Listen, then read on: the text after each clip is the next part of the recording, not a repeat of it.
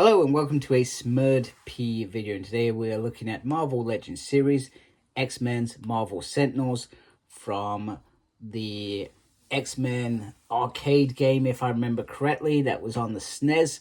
Now, these figures that I wouldn't normally go, but I feel like I wanted them for one reason, which is Operation Zero Tolerance, which I will talk about towards the end of this. Otherwise, I wouldn't have brought them. They are based off a game that, all right, I played a few times. I was probably pretty crap at it as well. And I just don't see how they really fit into my comic collection other than what I've just said. So, you have some nice little sort of arcadey SNES sort of graphics. Nice picture on the sides. They're about 7 inches. They've even added centimeters, so 18.3. And then this side, more sort of gamey sort of look. Okay, right, that is that. Let's have a look at these bad boys. And so they come with 2 fists and 2 sort of open palm hands. Now, the open palm hands serve as 2 purposes. One, you can put the blast effects in, which I believe they come with 4. I've got somewhere one lying around somewhere. Not sure. Oh no, I found it. There it is. Got it. So you can have both hands shooting at once, and very, very simple. Just a plug mechanism. Okay, he says, and he can't put it in.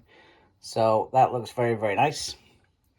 And then you have closed fists as well for when they're punching X-Men. Quite tough. But yeah, the head sculpt, it does feel very Sentinel-y, but also a little bit humanoid-y as well. So that's why I get the idea that I could perhaps use them from a zero tolerance perspective. Now, I know that people in the US have gone crazy over it in there, but in the UK they're still reasonably available, and I pre-ordered 2 sets. I felt like 4 was perhaps enough. I could probably go bigger than that if I'm thinking zero operation tolerance, and I tell you, if I was loaded, I really would. So it looks very, very nice.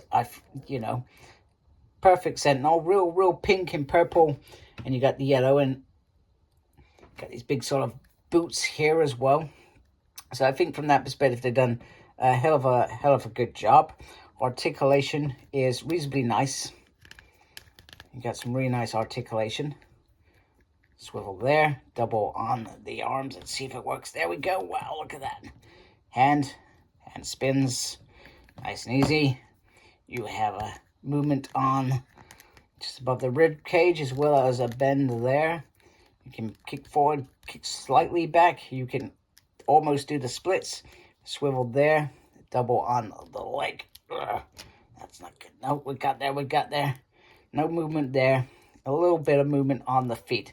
And that's probably the articulation's downfall, is because you have these big beefy cups around the legs, you take away the articulation on the foot. And if you get this fella in the wrong position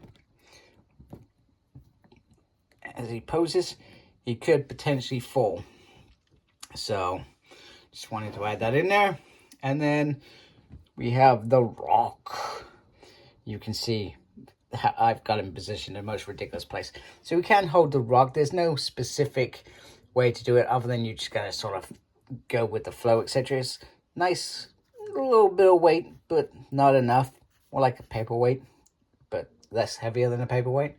Yeah. Some really nice detail on there. So for those who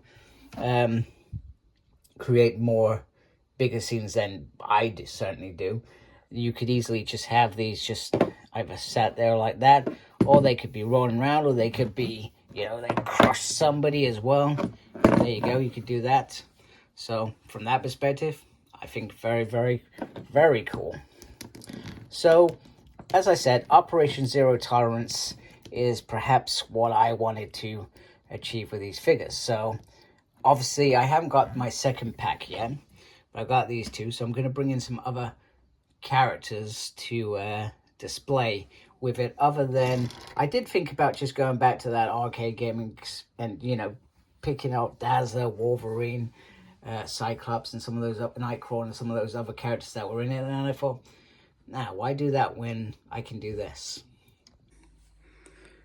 Although not completely Operation Zero Tolerance, I always loved I think it came from a comic cover. I honestly can't remember, but I always loved it when they showed the Sentinels sort of through the errors, so to speak. So obviously I've got HasLab Sentinel, obviously not with the normal Sentinel head. I'm going for the one where pretty much Gambit was neutralized, or Genosha, if you know the new X-Men story, which most people do.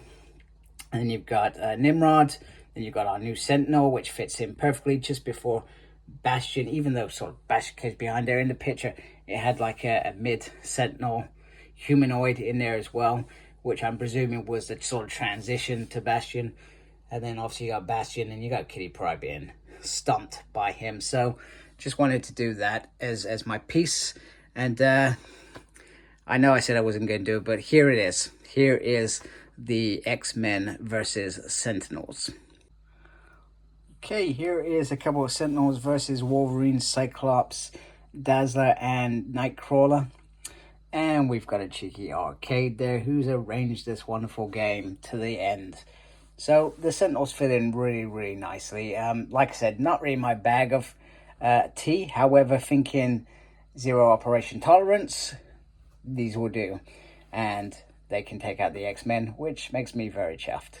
Actually, no, it doesn't, because the X-Men are what I enjoy the most. Anyway, hope you like my video. If you do, please do support me by subscribing. Thank you for taking the time to watch this video. I really do appreciate it. Make sure you look after yourself. Very important these days. And as always, embrace geekiness. Take care. Goodbye.